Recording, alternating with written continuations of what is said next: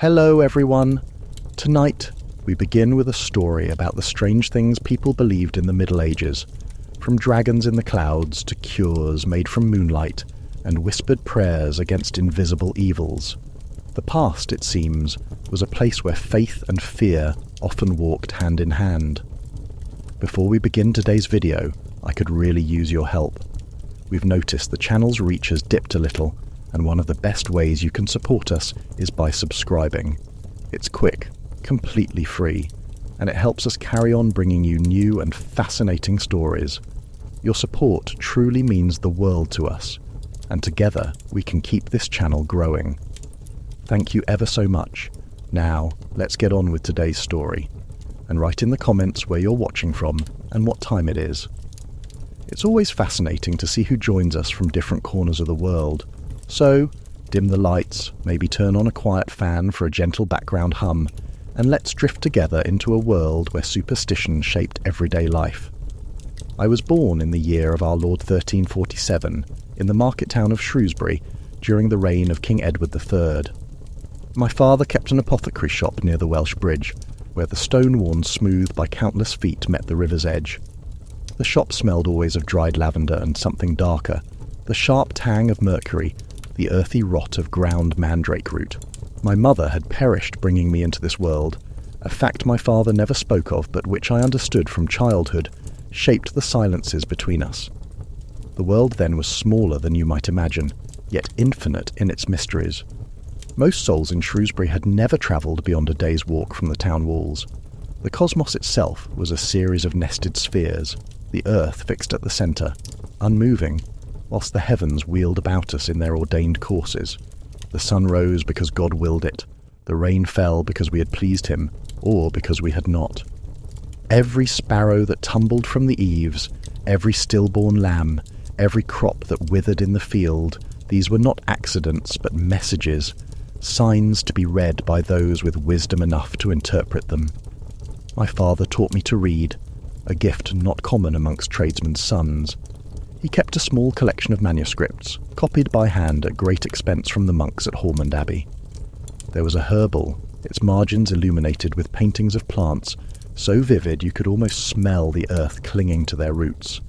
There was a book of astronomy, showing the celestial spheres and the paths of the wandering stars, and there was a manual of healing, written in Latin that my father translated for me in the evenings, his finger tracing the words whilst tallow candles guttered and smoked. From these books and from his teaching, I learned that the human body contained 4 humours: blood, phlegm, yellow bile, and black bile. Health was their perfect balance. Illness meant that one humour had grown excessive and must be reduced. If a man burned with fever, it was because his blood ran too hot and thick. He must be bled. The crimson stream released into a pewter basin until he grew pale and the fever lessened. If a woman suffered from melancholy, her black bile had grown too abundant. She must take hellebore to purge it, must eat warming foods, must avoid damp and darkness. This was not superstition, you understand. This was knowledge, handed down from the ancients, from Galen and Hippocrates, whose wisdom was unquestioned. When I ground herbs in the mortar, when I measured tinctures into vials, when I helped my father lance a boil or set a broken bone, we were practicing a craft as precise and reasoned as any mason's geometry or any scribe's Latin, yet even this knowledge was threaded through with the supernatural. My father kept a bezoar stone, a hard, smooth mass taken from the stomach of a goat, displayed in a place of honour on the highest shelf. If placed in poisoned wine, it would sweat and change colour, warning the drinker. He had paid 3 silver marks for it at a fair in Chester, though he had never once needed to use it. Still, its presence brought comfort. In an age when any rival might slip hemlock into your cup, when any angry customer might curse you to the devil, such protections mattered. Above our door hung a horseshoe, nailed with the open end pointing upward, so that luck might collect within it like water in a cup.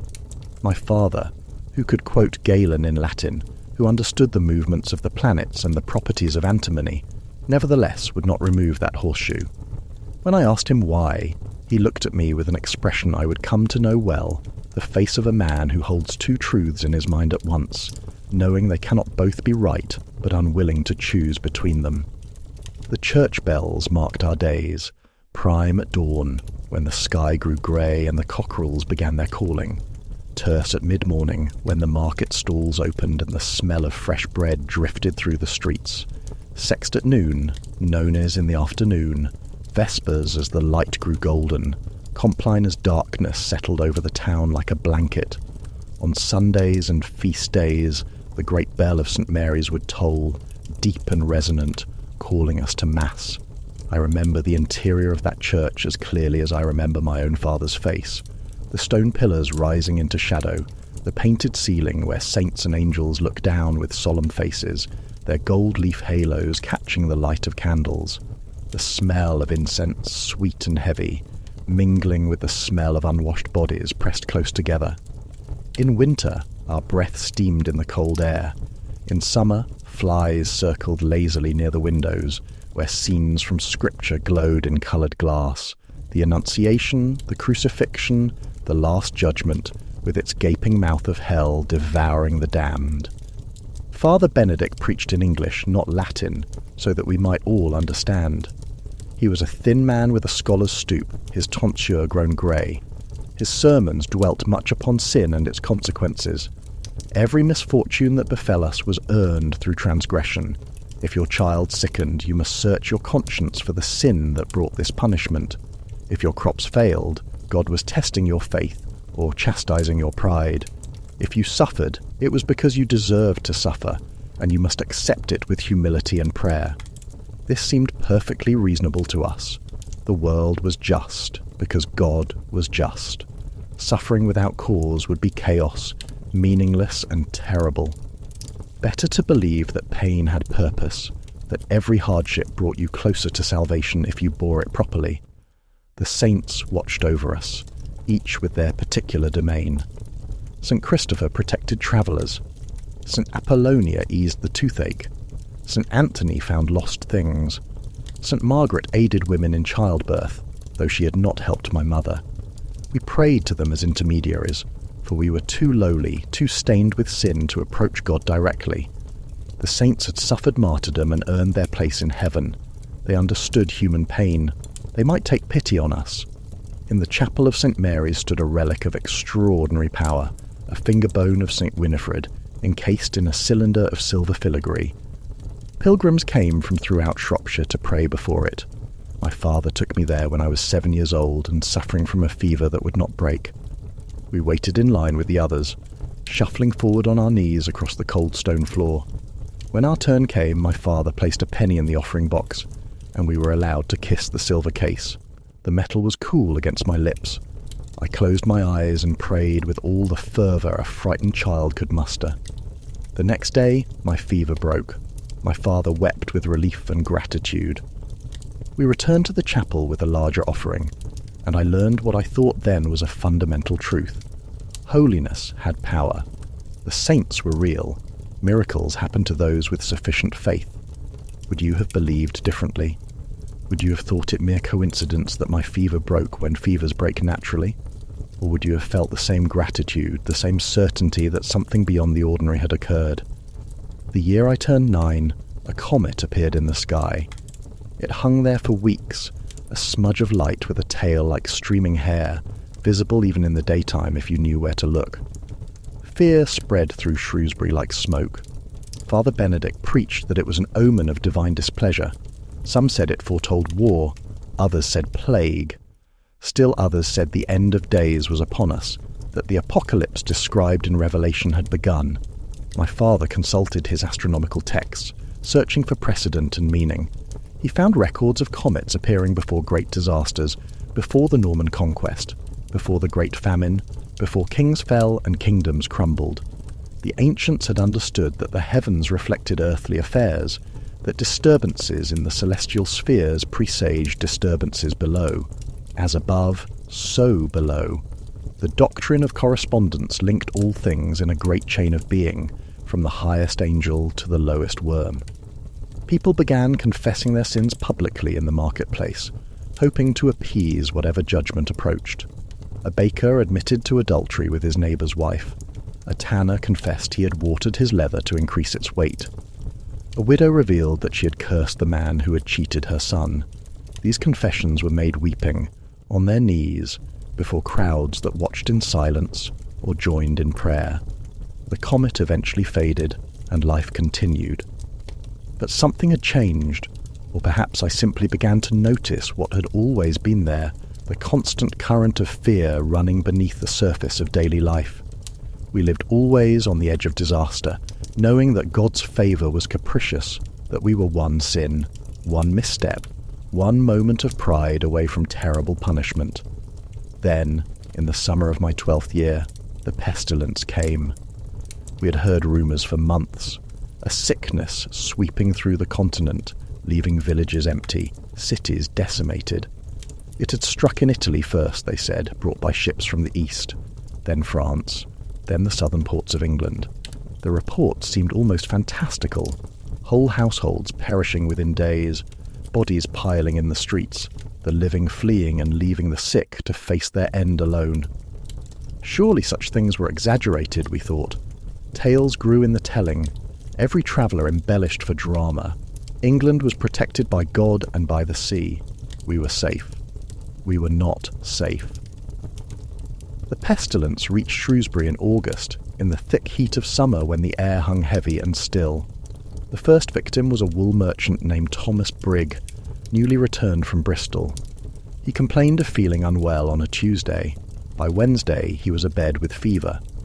By Thursday his wife found the swellings great bulbous masses in his armpits and groin, dark and tender, painful to touch. By Friday evening he was gone. Within a fortnight dozens were sick. The pestilence moved through the town like a wind through wheat, bending everything before it. The symptoms were unmistakable. Fever and chills, terrible thirst, the swellings that gave the disease its name, growing large as apples, sometimes suppurating, sometimes turning black, a rash of dark spots across the chest and back, and the smell sweet and rotting, the smell of a body consuming itself from within. My father's shop became a place of desperate pilgrimage. People queued outside from dawn, begging for remedies, for anything that might protect them or cure their stricken loved ones. My father worked until his hands shook with exhaustion, mixing tinctures, preparing poultices, bleeding patients to reduce their humours. Nothing worked. He tried everything his knowledge offered. Theriac, that universal antidote compounded from dozens of ingredients including viper's flesh and opium, preparations of mercury and sulphur, poultices of lily root and dried figs to draw out the poison, bleeding, purging, prayer. Nothing made the slightest difference. Those who sickened continued to die, usually within 3 to 5 days of the first symptoms appearing. Father Benedict preached that the pestilence was punishment for our sins, that we must repent and God might yet show mercy. Special masses were held daily. Processions wound through the streets, the faithful following behind a great wooden cross, singing hymns and psalms, their voices rising in desperate supplication. The physician who served the richer merchants proclaimed that the pestilence arose from a corruption of the air, from a malign conjunction of planets that had poisoned the atmosphere. He advised people to burn aromatic woods, juniper, cypress, rosemary, to purify their homes. He suggested carrying pomanders of herbs and spices held to the nose when venturing outside. He warned against bathing, for hot water opened the pores and allowed poisoned air to enter the body. My father and I burned lavender and sage until our shop was thick with smoke. We wore strips of linen soaked in vinegar tied across our faces. We avoided the sick as much as our trade allowed, and somehow, inexplicably, we did not fall ill. Others were not so fortunate. The town's tanner and his entire family perished within a week of each other. The widow who sold eggs in the market was found alone in her cottage, 3 days departed, the blacksmith's apprentice, the tavern keeper. The families piled up, one after another, until Father Benedict could barely keep pace with the funeral rites. The cemetery of St. Mary's filled. They opened the old cemetery beyond the town walls, unused for a century. That filled as well. Eventually they dug great trenches and laid the wrapped forms in rows, dozens to a pit, covering them with quicklime and earth. There was no time for individual graves, no time for proper mourning. The living were too busy trying to remain living. By autumn, the pestilence had claimed perhaps a third of Shrewsbury's population. Then, as mysteriously as it had come, it began to recede. Fewer new cases appeared. Those who had survived the summer began to breathe more easily. Markets reopened, though the stalls were fewer. Church bells rang for the living, not only for those who had been taken. We had passed through the valley of death, and God had spared us. But the world that emerged from the pestilence was different from the one that had entered it. The old certainties had cracked. If prayer and repentance had not stopped the dying, what good were they? If physicians and apothecaries with all their knowledge could not heal the sick, what was such knowledge worth? If the virtuous and the wicked died in equal measure, where was divine justice? These questions were not spoken aloud, not at first, but they lingered in the silences, in the way people's eyes would meet and then slide away, as though they had glimpsed something forbidden. My father changed after the pestilence. He had always been a serious man, given to long silences and careful thought, but now something had broken in him, or perhaps something had hardened. He continued his work with the same diligence, mixing remedies and treating ailments. But I noticed he no longer spoke of the humours with the same certainty. When patients asked him to explain their illnesses, he would answer, but his voice carried a note I had not heard before, a note of doubt. One evening, after we had closed the shop and eaten our supper of bread and pottage, I found him sitting at his table with his book spread before him. The candles cast moving shadows across the pages. He was reading the herbal, but his eyes were unfocused, seeing something beyond the painted illustrations. I asked him what troubled him. He looked at me for a long moment, and I saw in his face a terrible weariness. He told me that he had treated over 100 patients during the pestilence, young and old, rich and poor, pious and dissolute. He had given them all the same remedies, applied the same principles, and they had died in the same proportions regardless of what he did. Some he had treated recovered, some he had not treated recovered. The treatment seemed to make no difference at all. This admission terrified me more than the pestilence itself. If my father, with all his learning, with all his books and wisdom, could not affect whether someone lived or breathed their last, then what power did any of us have? We were leaves in a storm, blown about by forces beyond our comprehension or control. I asked him if perhaps we simply did not yet understand the true causes, if perhaps there was knowledge still to be discovered.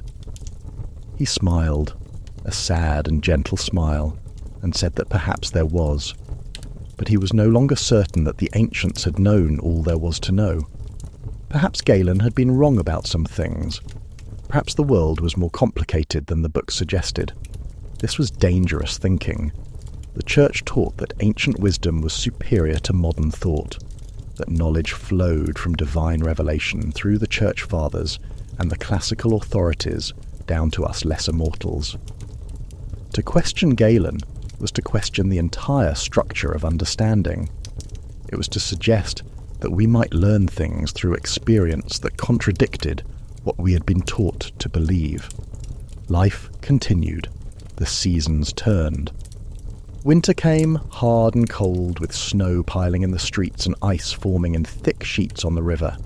Those who had survived the pestilence found themselves in a strange new world where labour was suddenly valuable.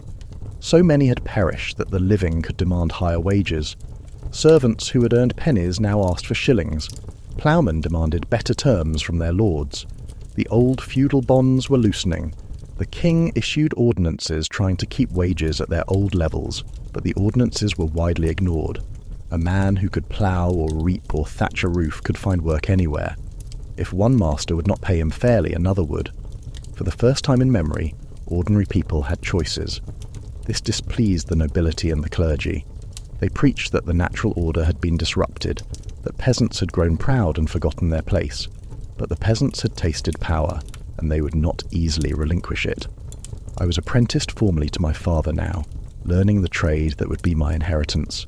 I spent my days measuring and mixing, grinding herbs in the mortar until my arms ached, boiling roots and bark to extract their essences.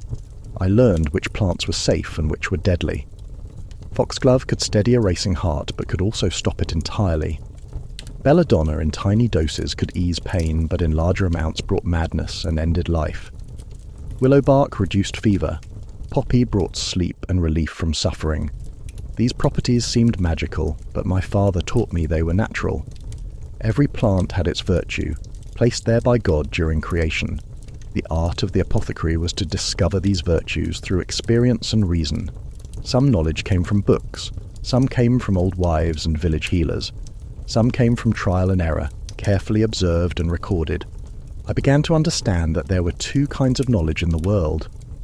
There was book knowledge, handed down from authorities, to be memorized and trusted, and there was the knowledge that came from watching, from testing, from seeing what actually happened rather than what you expected to happen.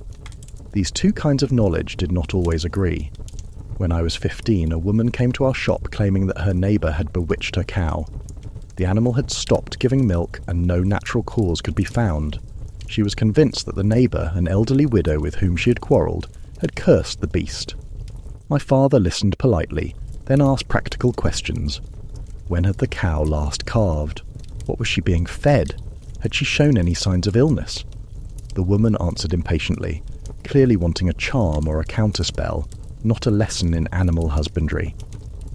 My father explained that cows sometimes stop producing milk for ordinary reasons: poor nutrition, illness, age. He suggested changes to the animal's feed and said that if the cow showed signs of fever, he could provide a tonic. The woman left dissatisfied, convinced that my father was either ignorant of witchcraft or afraid to involve himself in it. 2 days later, the cow began giving milk again.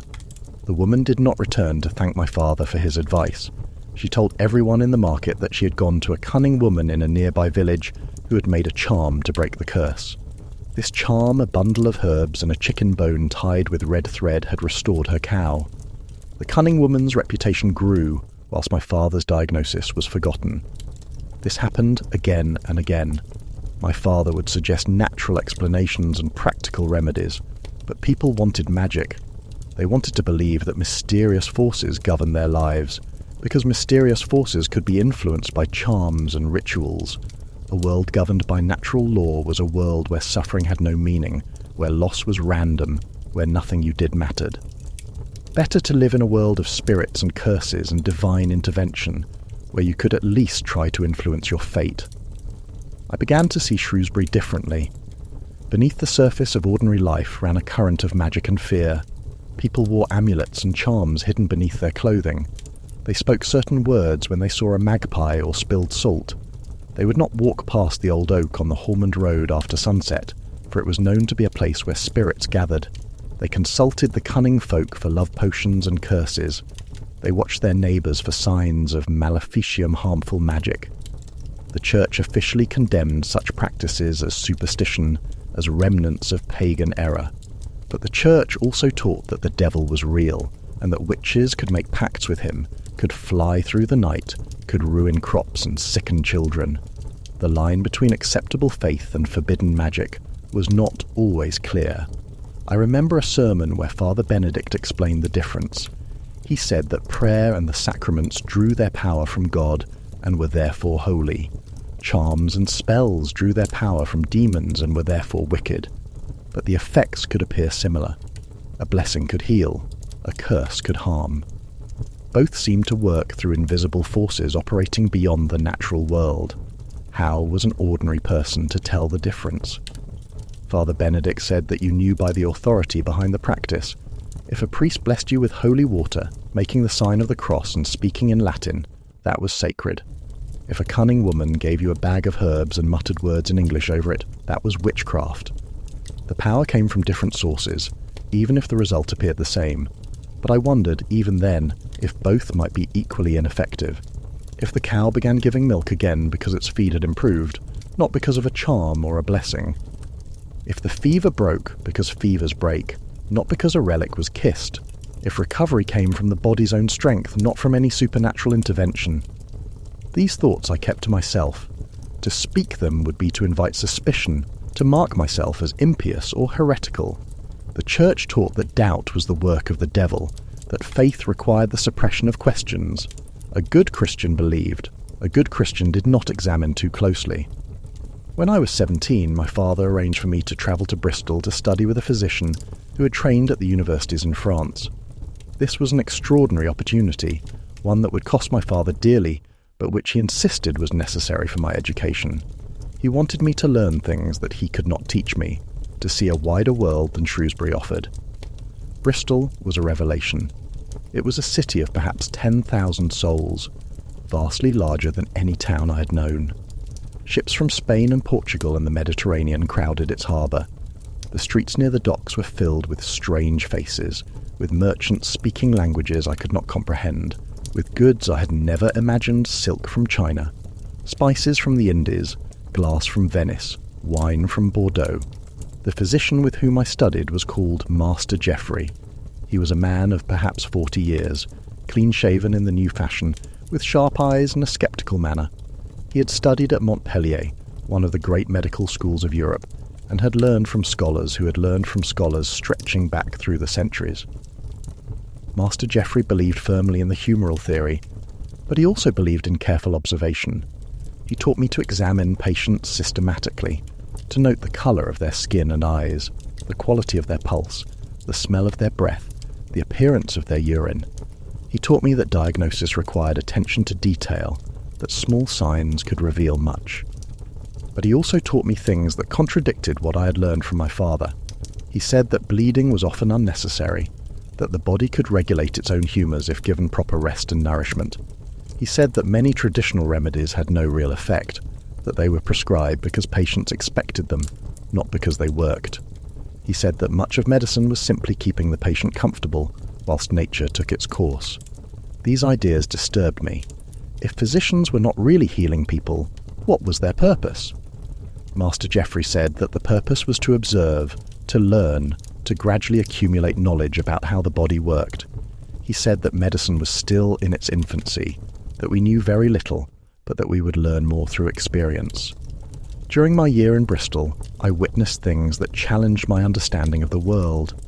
I saw a woman fall into a fit, her body convulsing, foam gathering at her lips. The common people watching said she was possessed by a demon. Master Geoffrey examined her afterwards and explained that this was a disease of the brain, not demonic possession. He had seen it before. There were herbs that could sometimes reduce the frequency of fits. I saw a man who claimed to be visited by the Virgin Mary in his dreams, who said she spoke to him and gave him messages. The local priest investigated and declared the visions authentic, citing the man's obvious sincerity and the pious content of the messages. Master Geoffrey took me aside and explained that such visions could be produced by certain herbs, by lack of sleep, by illness, by an excess of imagination. The man believed his visions were real, but that did not make them supernatural. These explanations were seductive. They suggested that the world operated according to natural laws that could be understood, that mysterious events had natural causes, that miracles might not be miracles at all, but simply phenomena we did not yet comprehend. Yet Bristol also showed me the limits of such thinking. One evening, walking near the docks, I came upon a crowd gathered around a preacher. He was a Franciscan friar, lean and ragged, his voice hoarse from constant speaking. He preached of the corruption of the church, of priests and bishops who lived in luxury whilst the poor starved, of the need to return to the poverty and simplicity of Christ. The crowd listened with hungry attention. These were sailors and labourers, men who worked with their hands for wages that barely fed them, whilst they saw the clergy living in stone houses and eating fine foods. The friar's words gave voice to their resentment, their sense that something was wrong with the world. Master Geoffrey, who had stopped to listen with me, made a disparaging sound. He said the friar was a fool, stirring up passions that would lead to violence. The social order existed for good reason. If everyone questioned authority, there would be chaos. But I wondered if the friar might be right, if priests could be wrong about medicine, about natural philosophy, about the causes of illness and the working of the body. Might they not also be wrong about other things, about who deserved power, about how society should be organized, about what God actually required of us? These were dangerous thoughts. The church and the crown supported each other. To question one was to question both. and the punishment for heresy was to be given to the fire, to be led to a stake in the public square, and transformed to ash whilst the crowd watched the smoke rise. I returned to Shrewsbury with my head full of questions and no safe way to ask them. My father had aged in my absence. His hair had gone fully grey, and he moved with the careful deliberation of a man whose joints ached.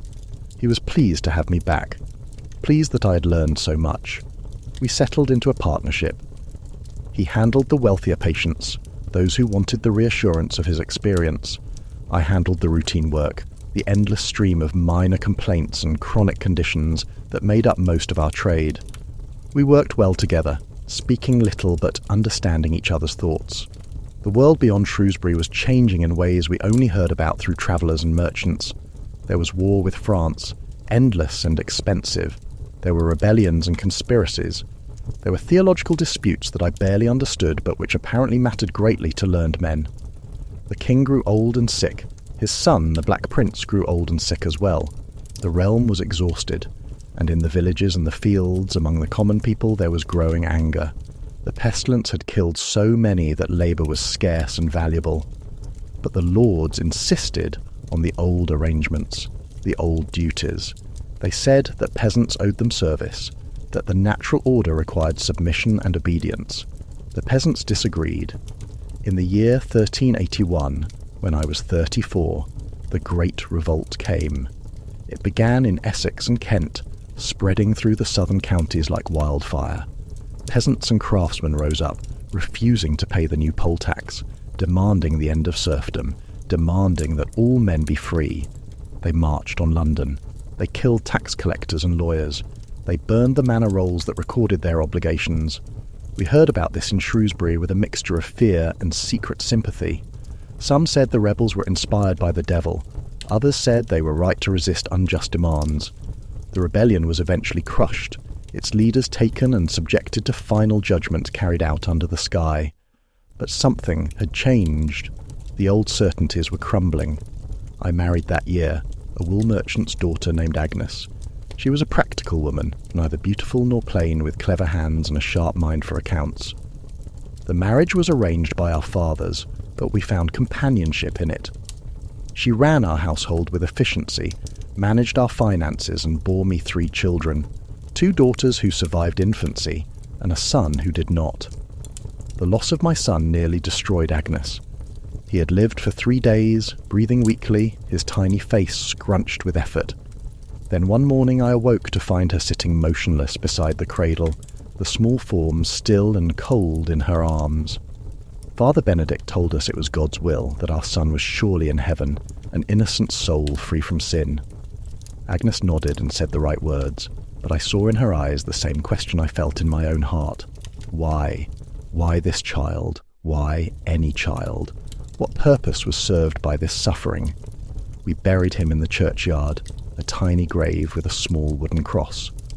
Agnes recovered, in body if not entirely in spirit. She loved our daughters fiercely, watched over them with an intensity that sometimes worried me. But she never spoke of our son after the funeral. His name was never mentioned. It was as though he had never existed. I was 40 when my father developed a cough that would not ease. At first, he dismissed it as a winter ailment. But as months passed and the cough worsened, I began to fear. He grew thin. His skin took on a greyish pallor. He tired easily. I prepared every remedy I knew. El Campaign for the lungs, coltsfoot and horehound, warming broths and gentle tonics. Nothing helped. The cough deepened, became wet and rattling. Sometimes there would be traces of bright colour in the cloth he held to his mouth, marks that rain alone could wash away. Master Geoffrey would have said it was consumption, a wasting disease of the lungs. Father Benedict would have said it was God's will. My father himself said nothing, simply continued working as long as he could, teaching me the last things he knew, preparing me to continue alone. He passed from this world on a cold February morning, his breathing growing shallower and shallower until finally it stopped. I was holding his hand. His last words were to tell me that he was proud of me, that I had become a fine apothecary, better than he had been. I did not believe him. How could I be better when I could not save him? What good was all my knowledge if I was powerless before disease? After his passing, I took over the shop completely. I was respected in Shrewsbury, known as a skilled practitioner. People trusted me with their ailments, and I treated them with the same remedies my father had used, the same remedies that had failed him. Because what else could I do? This was the knowledge I possessed. These were the tools I had. But I no longer believed in them the way I once had. I'd seen too much. I'd watched the pestilence ignore our treatments. I'd seen my son depart despite all Agnes and I could do. I had watched my father waste away. I went through the motions, performed the rituals of my trade, but something essential had died in me. The world grew stranger. There were reports of heresy, of men who claimed the church had strayed from true teaching. John Wycliffe, a scholar at Oxford, had translated the Bible into English, saying that ordinary people should be able to read scripture for themselves without priestly mediation. His followers, called Lollards, preached that the sacraments had no magical power, that prayers to saints were idolatry, that the Pope was no more holy than any other man. This was revolutionary thinking. The Church taught that salvation came through the sacraments administered by priests, that the Bible was too holy, too easily misunderstood to be read by the unlearned, that the church hierarchy was divinely ordained. To question these things was to question everything. The Lollards were persecuted, hunted down and forced to recant. Some were given to the flames, but their ideas did not die. They spread in whispers, in secret meetings, in manuscripts copied and hidden. I met a Lollard once, though I did not know it at first. He was a travelling chapman, selling needles and thread and small household goods. He lodged for a night at an inn where I had stopped whilst returning from a patient in the countryside. We fell into conversation over supper. He asked me what I did, and I told him I was an apothecary. He asked if I believed my remedies truly worked, or if their power lay in the faith of those who took them. It was a dangerous question, the kind that could mark a man as a heretic. I answered carefully, saying that plants had properties given to them by God, and that a skilled apothecary could use these properties to treat illness. He nodded, but his eyes suggested he did not entirely believe me. He asked if I had ever noticed that some patients recovered, whether they took remedies or not, whilst others passed on despite receiving treatment. I admitted that I had noticed this. He smiled and said that perhaps healing came from within, from the body's own strength rather than from anything we did to it. That perhaps physicians were like priests performing elaborate ceremonies that made people feel better, but did not actually change anything. I should have ended the conversation there. I should have made some excuse and left. But I did not. I asked him what he meant about priests. He glanced around to ensure we were not overheard, then said quietly that the Mass was simply bread and wine, not the actual body and liquid essence of Christ. That prayers to saints were no different from the pagan practice of praying to many gods. That relics were simply old bones with no power at all. These words could have had him arrested, tried, and condemned. And yet he spoke them calmly, as though they were obvious truths that any thinking person could see. I asked him if he did not fear the consequences of such talk. He said that he had feared many things in his life, but he had come to realize that most fears were unfounded. The Church taught that heretics would burn in hell for all eternity. But what if there was no hell? What if death was simply the end, no different from sleep? This thought terrified me more than any talk of heresy. If there was no heaven and no hell, if this life was all there was, then what meaning did anything have? All the suffering, all the loss, all the pain, it would simply be waste, purposeless and cruel. The chapman saw my distress and spoke more gently. He said that perhaps meaning came not from reward or punishment in the afterlife, but from how we lived now, from the kindness we showed each other, from the truths we pursued. That perhaps it was enough to ease suffering where we could, to seek understanding, to live honestly. I did not sleep well that night. I lay awake in the darkness, listening to the wind rattling the shutters, thinking about everything the chapman had said. In the morning, he was gone, continuing his route to the next village, carrying his dangerous ideas with him. I never saw him again. I sometimes wondered if he was caught, if someone reported his words, if he faced judgment for his beliefs. Or perhaps he continued safely, one of many who questioned in secret what they dared not question openly. The years passed. My daughters grew and married. Agnes and I grew older together, our companionship deepening into something like contentment. The shop continued to prosper.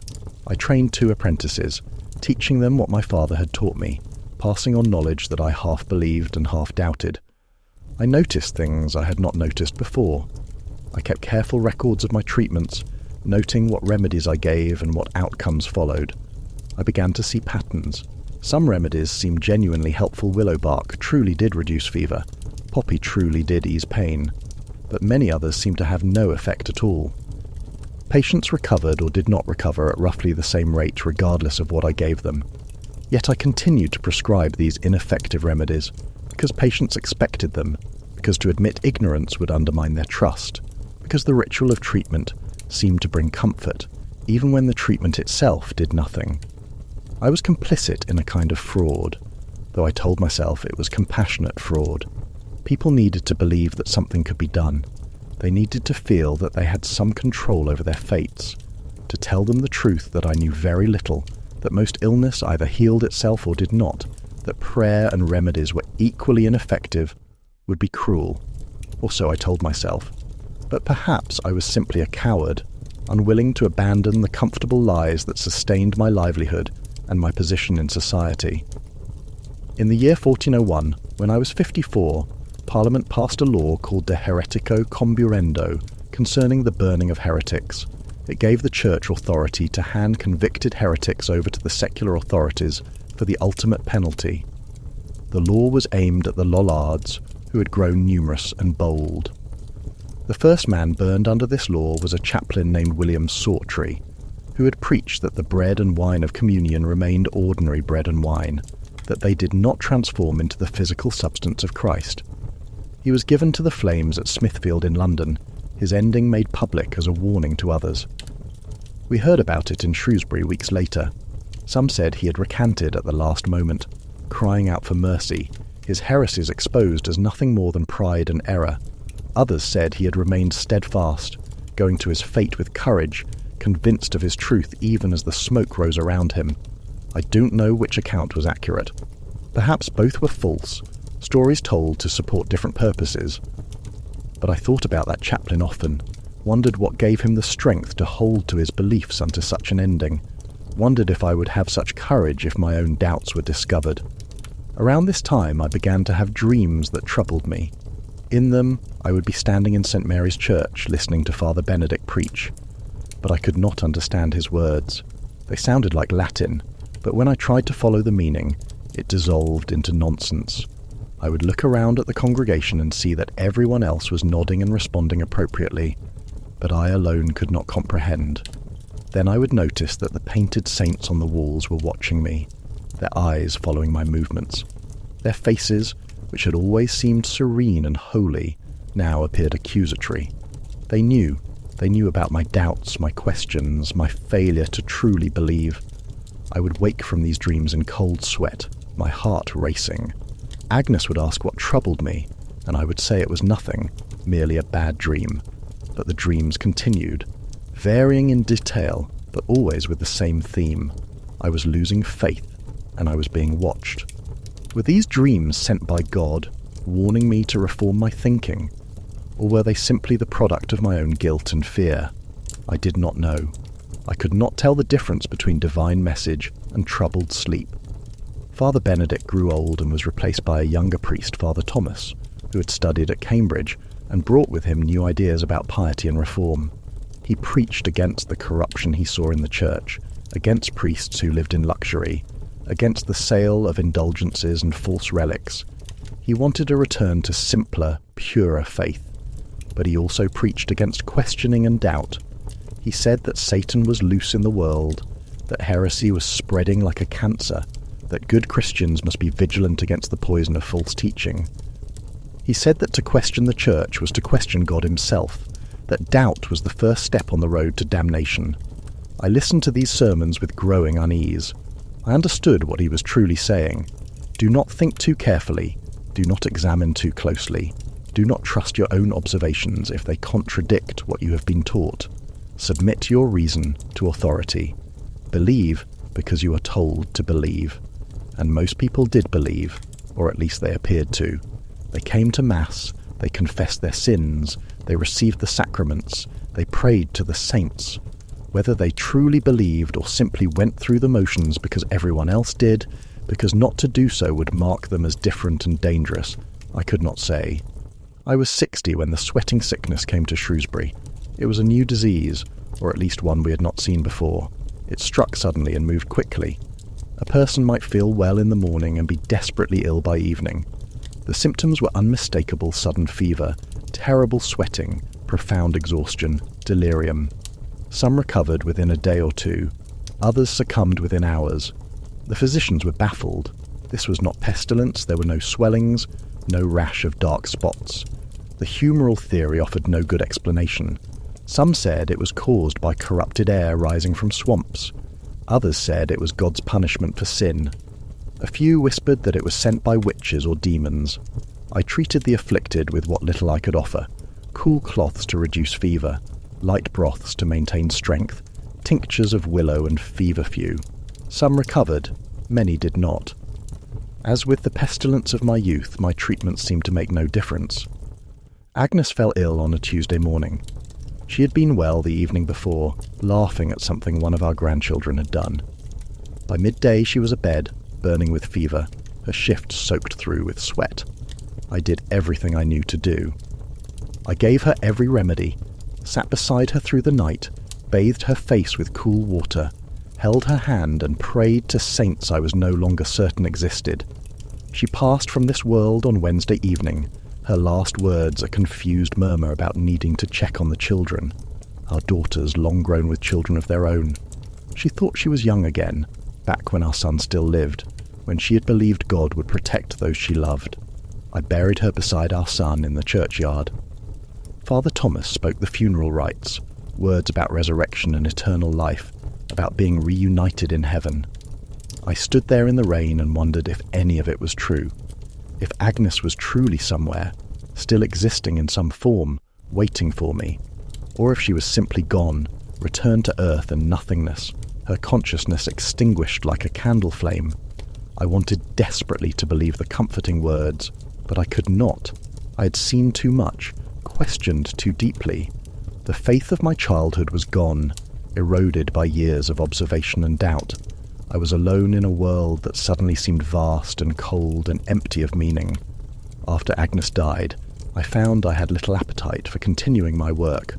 I trained my younger apprentice to take over the shop, selling it to him at a generous price. I kept enough coin to live modestly for whatever years remained to me. I moved into a smaller house near the river, where I could watch the water flowing endlessly past. I spent my days reading, thinking, walking along the riverbank. I'd acquired a few new books over the years, including a manuscript of Aristotle's works on natural philosophy, translated into Latin. I read his observations about the natural world, his attempts to understand causes and effects, his belief that knowledge came through careful study of the world itself, rather than through revelation or authority. These ideas resonated with me. They suggested that understanding was possible, that we were not entirely dependent on divine revelation or ancient wisdom, that we could learn by watching and testing and reasoning. But they also made clear how little we actually knew, how vast was our ignorance. I thought often about the beliefs I had held as a child, the things that had seemed so certain, the humours, the power of relics, the effectiveness of bleeding, the justice of divine punishment, the reality of miracles. One by one, experience had undermined these certainties, leaving me with a handful of reliable observations surrounded by an ocean of uncertainty. Yet most people continued to believe as I once had. They prayed to saints, consulted cunning folk, feared witches, trusted in the sacraments, accepted whatever the priest told them. Were they wrong to do so? Was I wrong to doubt? Perhaps belief was not about truth, but about comfort. Perhaps people needed to believe in a meaningful cosmos, in divine justice, in life after death, in the power of prayer. Perhaps the alternative, a world of random suffering, of purposeless loss, of death as final ending, was too terrible to accept. But I could not unknow what I had learned. I could not unfeel what I had felt. The doubt, once admitted, could not be banished. I began writing down my memories, trying to make sense of the life I had lived, the changes I had witnessed. I wrote about the pestilence and the sweating sickness, about my father and Agnes and my son, about the Lollard Chapman and the dreams that haunted me, about the slow erosion of faith and the terrible loneliness of doubt. I wrote for myself, not for others.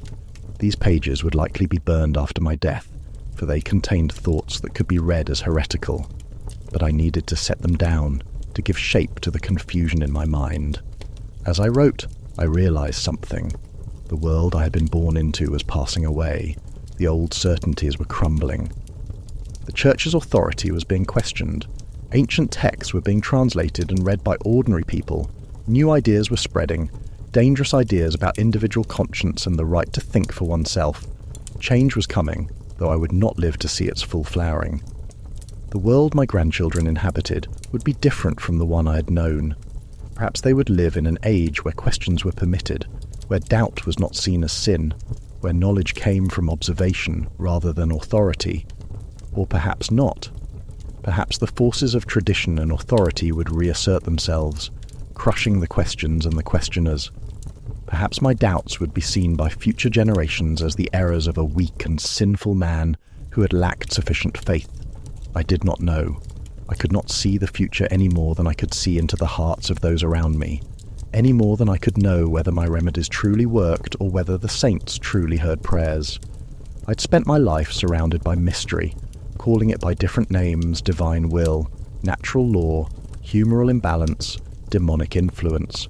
But whatever I called it, the essential mystery remained. Why did some people sicken and others stay well? Why did some recover and others perish? Why did children die? Why did the good suffer whilst the wicked prospered? Why was there consciousness at all, this strange awareness that allowed me to ask such questions? The old answers no longer satisfied me, but I had no new answers to replace them. I had only observations, experiences, and an honest admission of uncertainty. On clear nights, I would stand outside my small house and look up at the stars. They wheeled overhead in their ancient patterns, the same stars that had looked down on my childhood, that would look down long after my bones had turned to dust. Were they fixed to crystalline spheres moving in perfect circles? Or were they something else entirely, something we had not yet imagined? I did not know, but I found comfort in not knowing, in accepting the limits of my understanding. There was a kind of peace in saying truly, I do not know. I have observed what I could observe. I have learned what I could learn, but the cosmos keeps its secrets. Would you have believed as I once believed? Would you have kissed the relic, worn the amulet, bled the patient, prayed to the saints? Or would you have questioned as I came to question? It is easy to judge the past from the comfort of the present, to laugh at the strange things people believed, to feel superior to those who lived in ignorance. But we believed what made sense in our time, what offered comfort against the void, what gave structure to chaos. We did the best we could with the knowledge we had, and perhaps, centuries hence, others will look back at your time and marvel at the strange things you believed, the certainties you held that were built on sand, the questions you did not think to ask. The day approaches when my own breath will leave the room. I feel it in my weakening body, in the way simple tasks now tire me, in the shortness of breath that comes with any exertion. I'm not afraid, or at least not as afraid as I once would have been. If there is judgment, I will face it. If there is nothing, I will not know. I have lived an ordinary life in extraordinary times. I have witnessed the pestilence and survived.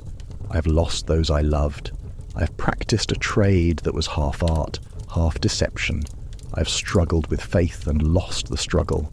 I have questioned what I was taught to accept and found no certain answers. But I have tried to live honestly. I have tried to ease suffering where I could. I have tried to seek truth even when truth was dangerous. If there is a God who judges such things, perhaps that will be enough. If there is not, then it will have to be enough anyway.